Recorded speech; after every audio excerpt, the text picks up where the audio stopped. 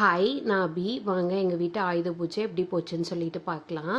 மேரேஜ்க்கு அப்புறம் வர ஃபஸ்ட்டு ஆயுத பூஜை இது தான். பட் ஆனால் எங்களால் அதை பெருசாக செலிப்ரேட்டே பண்ண முடியல. பிகாஸ் ஒருத்தர் மாற்றி ஒருத்தர் ஹாஸ்பிட்டலில் அட்மிட் ஆகிற மாதிரி இல்லை ட்ரிப்ஸ் போடுற மாதிரி தான் இருக்குது. அன்றைக்கி எனக்கு வந்து 8 o'clock ஸ்கேன் இருந்துச்சு. மார்னிங் ஹாஸ்பிட்டல் போயிட்டு திரும்ப ஸ்கேன் செக் பண்ணி பார்க்கும்போது AFI வந்து 8 இருந்துச்சு. டாக்டர்கிட்ட ரிப்போர்ட் காட்டும்போது எங்களுக்கு அந்தளவுக்கு விசிபிளாக இல்லை. ஸோ வந்து ட்ரிப்ஸ் போடணும் அப்படின்னு சொல்லிட்டாங்க. அவருக்கும் கையில் கொஞ்சம் அடிபட்டு ஸ்டிச்சஸ் போட்டிருக்கிறதுனால பெருசாக கார் எல்லாமே எடுத்து கழுவ முடியல.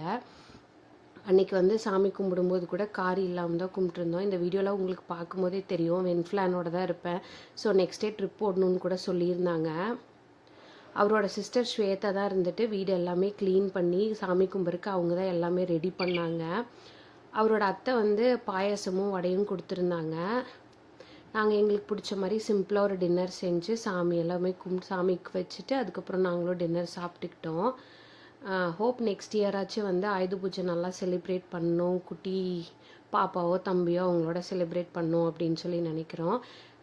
கண்டிப்பாக நெக்ஸ்ட் இயர் வந்து ஆயுத பூஜை நல்லாவே போகும்னு நினைக்கிறேன். முக்கியமாக காருக்கு பூஜை போடாததே வந்து ஒரு மாதிரி தான் இருந்துச்சு.